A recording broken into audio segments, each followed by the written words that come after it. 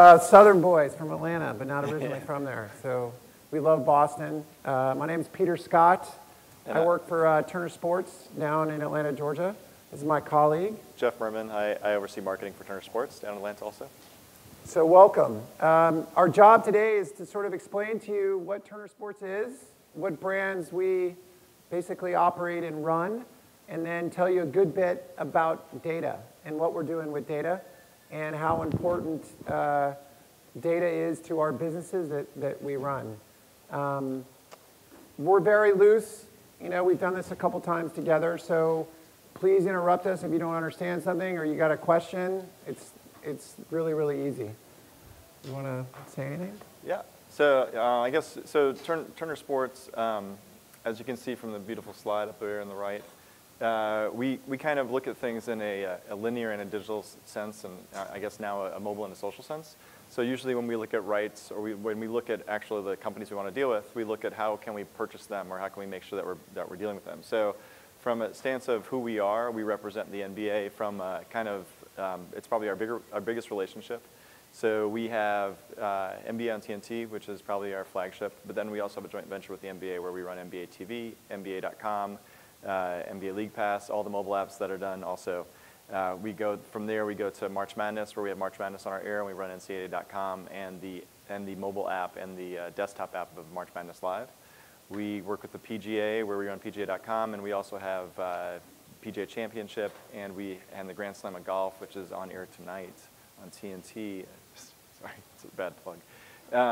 We also run, I guess we have NASCAR on TNT also that runs in the summer months, and MLB on TBS, which right now we have the NLCS, which is Game 5 tonight.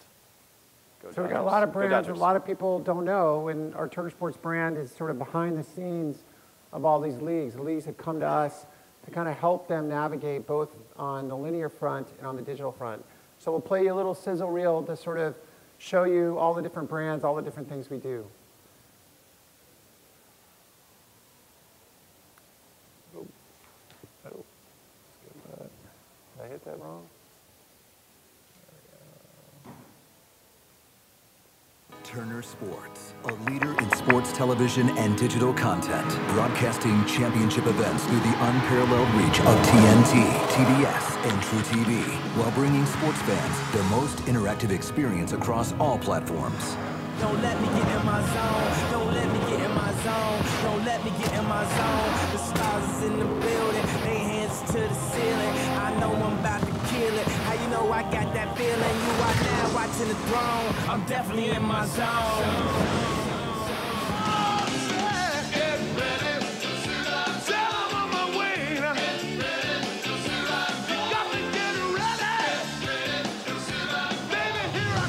The star power of the NBA on TNT, in addition to the NBA digital family and its 24-hour programming, delivers the total NBA experience to fans.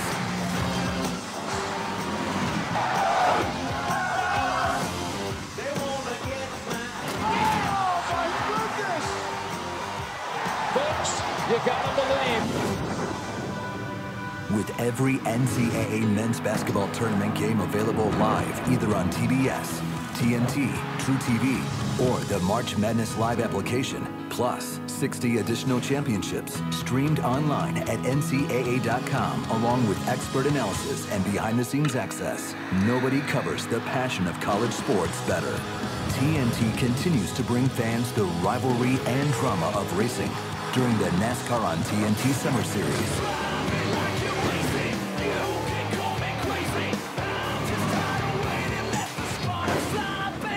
And golf played at its highest level. The PGA Championship on TNT, complemented by PGA.com's online, mobile, and iPad applications, provides the most comprehensive coverage of a major event. Professional golf has never seen a breed of young players like this. This is the 93rd PGA Championship on TNT. TBS's coverage of the MLB postseason continues to attract record audiences to the broadcast, while innovating fan engagement with interactive applications like Social Dugout. This crowd is ready to roar. Headed back to the World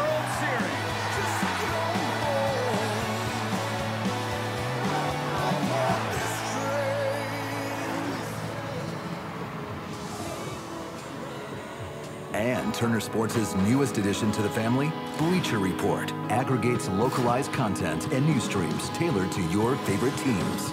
With over 400 hours of sports programming and the most diverse and interactive online destinations in sports, and more playoff coverage than any other network, backed by 22 Emmy nominations and 5 wins in 2012. Turner Sports is recognized for best-in-class production and its charismatic talent. When fans want the best sports viewing experience, they come to Turner Sports. I always love a video that we can put Turtle and Bruce Springsteen in the same video. That's always a good one. So those are all the brands that we have at Turner. So we have a lot, and we're really, really blessed to have these strategic partnerships with the leagues to basically operate and manage these digital rights, on mobile connected devices.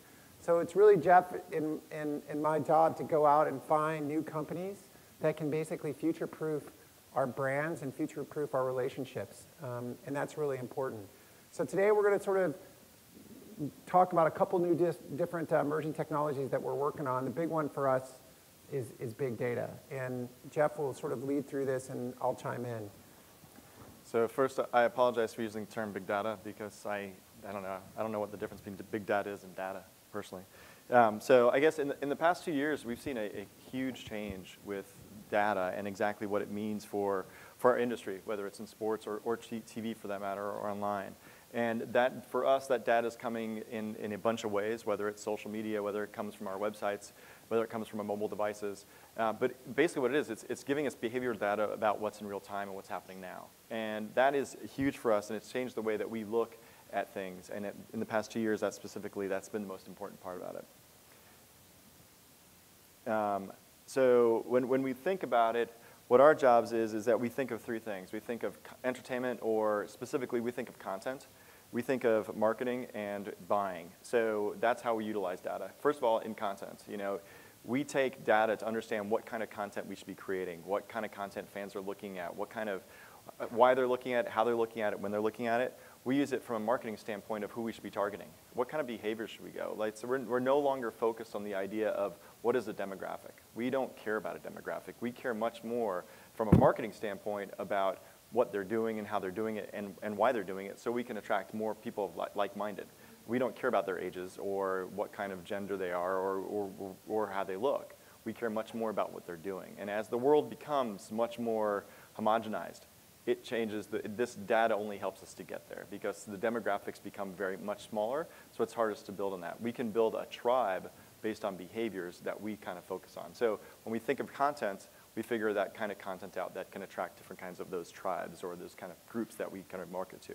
And then the marketing of it is focusing specifically on that type of person. How do we attract them? Where are they at? What are they doing? And then the buying side of it, well, we look at it in different ways, whether we're buying media or we're looking what people are buying.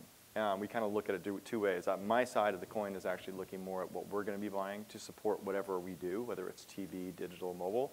But we also look at it in a way that when we're selling it, what are other people buying and how they do it. So we realize that not everybody is changing over to the idea of behavior. There's still demographics that are important from a buying side. We don't use them on our side of it, but our sales team definitely does. So those are still attracting those kind of things are also important from that side of it.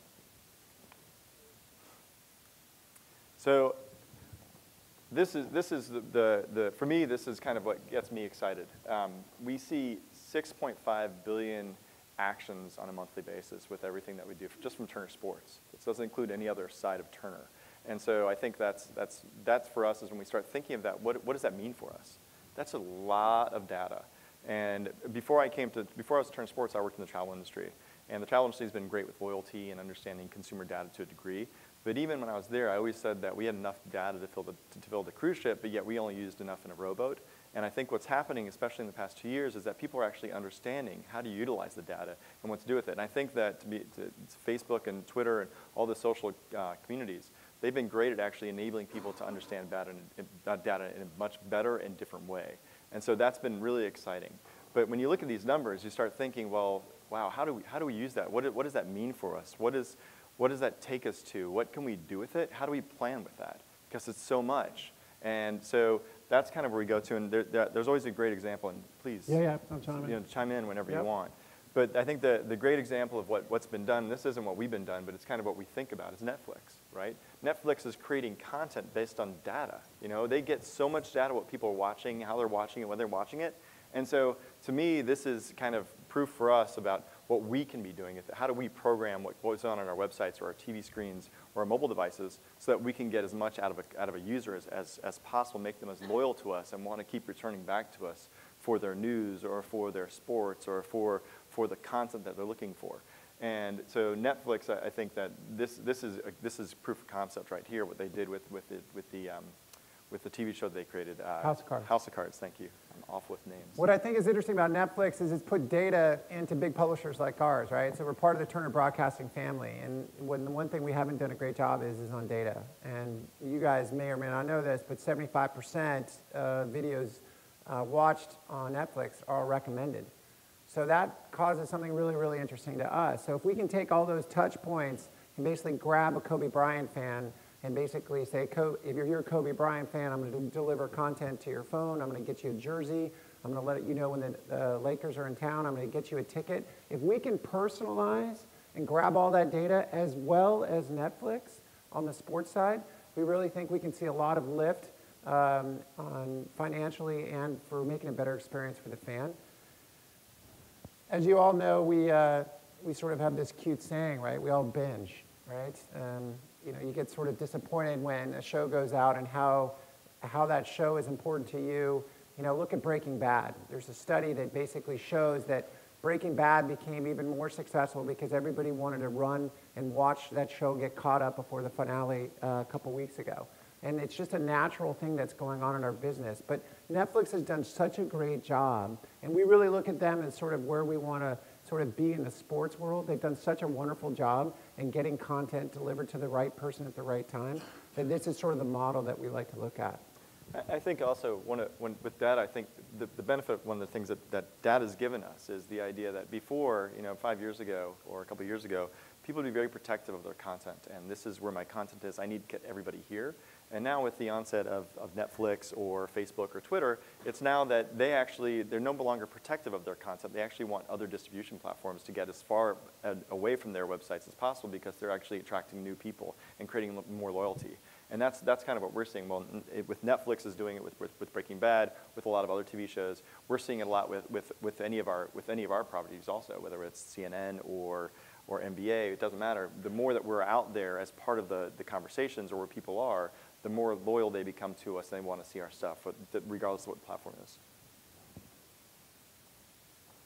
So these are the brands, that you know outside of sports, right? So we have some really powerful brands at Turner, and again, we're really blessed to learn from our different groups, right? So we're all looking at this. We're all looking at data, Adult Swim, cartoons, CNN. How do we drive and leverage the data that users are giving us every day? What's nice is with those same brands, we have these other great brands that we showed you as part of all the different sports that we cover. The NFL is an interesting thing. You saw today that they're going to add a couple more games to the Thursday night package. We cover the NFL via Bleacher, and hopefully in the future we'll be connected with them in some way. This slide was so incredible, we had to put it there twice. Yeah, twice.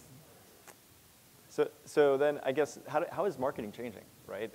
For us, marketing is changing because this is nothing, if you guys are marketers, this is everything that you guys are doing, but it's now, right? It's what's happening now. And so we think of the change is that data is giving the ability to actually target people in the right place at the right time, on the right device, in the right way. And I think the best way to actually kind of look at this is, if you guys can see this, is kind of we look at it as an NBA fan. The person wakes up, what's the first thing they do? They check the time, then they check their emails, then they check the scores, okay? Then when they get to their office, they go into different websites. If they're traveling, the killer app for us is if they're traveling and we know that that person bought tickets to the Celtics versus anybody, well, all of a sudden they landed in Charlotte. Turns out Celtics are actually playing Charlotte that night. Whether, in Charlotte, then a ticket offer can pop up saying, hey, do you want to go to the game tonight? We have a special ticket for you. Or, the Celtics won last night, and we can say the score was great. The Celtics won, which is going to be pretty incredible this year to see them win any games. But the fact of the matter is now you can buy your new Celtics jersey today because the star of the game was whoever it was. And you can buy that jersey. And so the idea is that we're getting people with other content. We understand how they go through their day because we're part of their day, whether it's on a device or on the computer or on TV. And so we can actually kind of, I hate to use the word infiltrate, but we can actually be part of their ecosystem now, as opposed to them being a part of our ecosystem, because we understand all these movements and their preferences and how they're doing things. And for us, it's not only, we put in here Facebook and Twitter, but it's no longer just about the people that are liking us, but it's about the people that are friends of the people that are liking us, because we feel like they're probably similar and they have a lot of the same movements and a lot of the same things. So our goal is to get people to market for us. So understanding with this data, we can actually be part of their day, and we can be part of their family and their friends' day also as much as possible. So that has been really intensive for us, and this is really what's driving it. So, I mean, you guys know, right? This is what's going on in our field, right? Data is driving everything. We're trying to find the right sort of companies that can help us get there. Do you build it? Do you buy it? That's the other question, right? Do you find good companies that can basically take social data, package it up for you, and basically deliver it to your marketing departments or even your sales departments? So we're in that space, right? And be happy to share with you some of the vendors we're looking at and how we're trying to basically target. On NBA alone, we have 18 million Facebook fans on NBA alone. Majority of that is overseas, but that's a really, really good database that we can tap and figure out how we can use to direct a lot of the different things that we're doing. I think what's interesting for us is 80% of the marketers surveyed said that they're leading with data-driven marketing initiatives. And that's the topic that's going on at this conference, right? How does data help us drive all of our different decisions? And again, it's a big priority for us. We're blessed because we have these great brands, we have these great tribes. Everybody in this room went to college, you're part of a tribe. March Madness, we're lucky to have that great brand where everybody's involved with it for 3 weeks during the year, and it really, really is a successful franchise. But we can't do it because we do it effectively because they're all tribes in this room, and everybody went to a college that they enjoyed, and they see their team in a particular tournament, and that's the kind of information that's really, really valuable to us. They can figure out how to sell it better, how to package it better, and to provide them with better content. You can jump on this one. Great. So decoding consumer behavior. I think that if I had we're still figuring this out. I think that's kind of where we are. Is that I think that we've been trying to deal with as much data as possible. I talked about the 16.5 billion touch points, and that's a huge number to start to decode and try to understand. And so really the way we're trying to chip away at it. We look at all the different fields that we have, whether it's an email field, whether it's a purchase field, whether it's our TV ratings, whether it's people that are viewing our videos on our websites.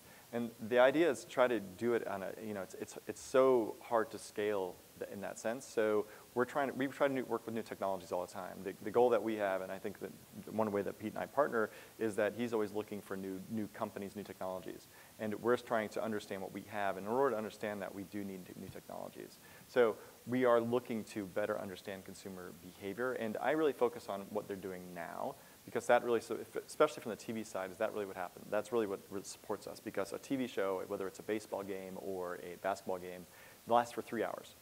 So we have 3 hours to get someone in the door, make them sit and watch, want them to stay as long as possible, and get back. So we need to understand the behavior and what's going on now. How do we get them as part of our production? How do we make sure they come back to our production? How do we make them think about it? So we try to look at that microscope in the 3 hours and try to really figure it out. So we look at social data. We look at all the different, there's a lot of social tools out there. We look at email databases that we have. We look at appending data to those databases to see what kind of people there are so we can look at more. And we look at our traffic specifically on our websites at the exact same time. And at the same time, we try to aggregate that. So at what point can we put them all together to create actually a picture of what we want, of what our needs are, what's happening, as opposed to right now the puzzle pieces are actually kind of broken or all not together per se. That was a great transition. I like that transition. That was really well. That was all the bits of the people traveling around in space and then coming back together. So that's kind of if we can put it all together, we can actually create a better understanding of what it is. So then, how do we kind of look at it? Well, we look at visitor profiles, but we look at all the different things that are going on the web. We look at personal data, trying to append personal data. We look at the spend they're at. We're very lucky in the sense that a lot of things that we do when we make products, we actually get all the data back. We're a TV company. I don't know if most TV companies get all this data that we have. And one of the reasons why we can is because we have relationships that are not just TV programming. So that we run NBA.com, or that we sell League Pass, or that we deal with the NBA store, or March Madness Live. We're getting this kind of data so that we can actually better understand what our consumers or our fans are about. So once we understand that, we can actually better understand how we program. By understanding consumer data, we could say what should be the start time of a NASCAR race. By understanding these things, we could be understanding of what advertisers we should be going after that support the brand and that might be willing to spend during our air. By understanding this data, we might be better understanding of what are the start times for March Madness? What's the best opportunity that we should be doing with games? Whether the first four starts on Tuesday and Wednesday, would it be better to start those on a different day or different times or at a different location? So it gives us a lot of information that we can actually work with that's not just about selling something, but it's actually about being smarter about how we run our TV programming also. One of the things we have to do is we have a guy named John Vandergriff who has to deal with all the scheduling. So like you're probably sitting at home going, why is that game on at 4 o'clock? Why is that matchup on? Well, so there's algorithms, right? They basically say everybody wants to watch the Lakers. Sorry, maybe not the Celtics this year, but they'll probably want to watch Brooklyn. And we're only allowed a certain amount of those games. So once you deal with the Lakers and the Brooklyns that you know are going to, the Nets are going to get great ratings, Knicks get a great rating, Miami Heat, what are the other teams in those components that we can make sure we can get a good rating because we're selling that rating against an advertiser. So that's data that we sit down in the room and basically pick and choose along with ESPN on the NBA schedule to figure out what games do we think will bring the best rating, and at the same time make the Milwaukee Bucks happy, make smaller teams in smaller markets happy as well that they're getting national coverage. So again, we're using those data in a lot of different ways, as Jeff said, but it is interesting. You might be looking at why does TNT have that game? There's a reason for it.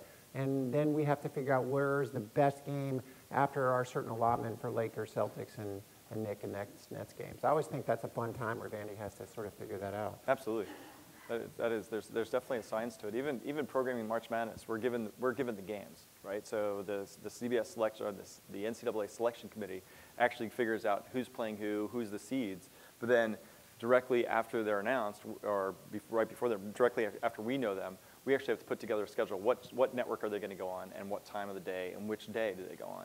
And again, it is a science, and it's all based on data. It's based on what the teams are, what the affinity for teams are, what the ratings they've done in the past, how good the ratings have done this year, and it's kind of thrown into, John Vandergrift has this secret sauce that he puts onto it, and actually it's all based on the consumer data that we're finding. And the more data that we can actually add to it, the better we're going to do with increasing our ratings, increasing opportunities for our sponsors, and also giving better opportunities for the fans. Because that's what it comes to at the end of the day, is creating those storylines or creating the opportunities for fans to watch any game they want when they want to watch it. And the most important games are on at times that are convenient for them. And so with all those three things working together, that's what's going to make it best for everybody. So case in point, I'm a Red Sox fan, so I'm really happy right now. But what's interesting is that series, so what we do with Fox is we split it every year. So on the baseball playoffs, they'll get the American League Championship Series one year, and then we'll do the National League Championships one year, and we'll switch back and forth. So this year, we're happy we have Los Angeles because the market is so big. We're happy we have the Cardinals because they're a very strong team in the Midwest. Would we be happier if we had the Red Sox? Probably yes, right? Because our TV ratings reflective that when the Red Sox and the Yankees play, our numbers are off the roof. Same with ESPN and Fox. So what's interesting in this ratings thing, what's going on right now is everybody's doing this, especially Fox right now. They're going, please, please, please, Boston Red Sox and LA Dodgers, right? Because that's going to be a huge World Series. The problem is if it's the Tigers and the Cardinals, what do you think happens? Everybody sort of moves on. So there is a science to all this madness, and us paying these crazy amounts of money to get all these different matchups, there's a reason why we do this. And we hope that inevitably the playoffs work to our advantage where we can get the best teams that play at the best time of the day. Grim, but we appreciate you taking the time. Make sure you watch all of our content on TBS, TNT, and NBA. Thank you.